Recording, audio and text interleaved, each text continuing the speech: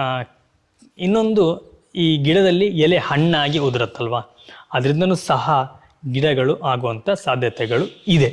ಯಾಕಂದರೆ ಕೆಲವೊಂದು ಬೀಳುವಾಗಲೇ ಅದರ ಆಯಸ್ಸು ಸಂಪೂರ್ಣವಾಗಿ ಮುಗ್ದು ಕೆಳಗೆ ಬೀಳೋದ್ರಿಂದ ಚಿಗುರು ಬರೋದಿಲ್ಲ.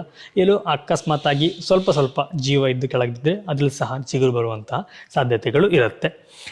ನಿಮ್ಮ ಮನೆ ಹತ್ತಿರ ಸಾಧ್ಯ ಆದರೆ ದಯವಿಟ್ಟು ಇಂಥ ಗಿಡಗಳನ್ನ ಬೆಳೆಸ್ಕೊಳ್ಳಿ. ಮಕ್ಕಳಿಗೂ ಸಹ ಇದ್ರ ಬಗ್ಗೆ ತಿಳಿಸ್ಕೊಡಿ. ಹಾಗೆಯೇ ಯಾರಿಗಾದರೂ ಇನ್ಫಾರ್ಮೇಷನ್ ಗೊತ್ತಿಲ್ಲ ಅನ್ನೋದು ಅಂಥವರಿಗೆ ಈ ವಿಡಿಯೋಗಳನ್ನ ಶೇರ್ ಮಾಡಿ.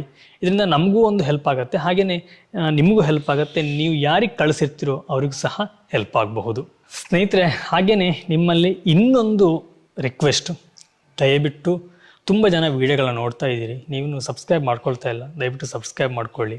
ಹಾಗೆಯೇ ನಮ್ಮ ವೀಡಿಯೋಗಳನ್ನ ನೋಡ್ತಾ ಬನ್ನಿ. ನಾನು ಆಲ್ಮೋಸ್ಟು ತುಂಬಾ ಈ ಗಿಡಗಳ ಪರಿಚಯನ ನಾನು ನಿಮಗೆ ಮಾಡಿಸ್ಕೊಟ್ಟಿದ್ದೀನಿ. ಇದರಿಂದ ಹಲವಾರು ರೀತಿಯ ಆರೋಗ್ಯಕರ ಬೆನಿಫಿಟ್ಗಳು ಸಹ ಇದೆ.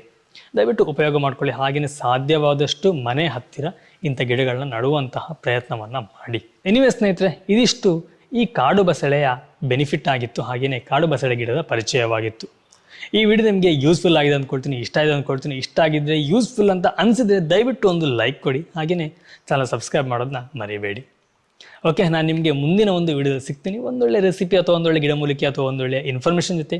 ಥ್ಯಾಂಕ್ ಯು, ಬಾಯ್, ನಮಸ್ಕಾರ.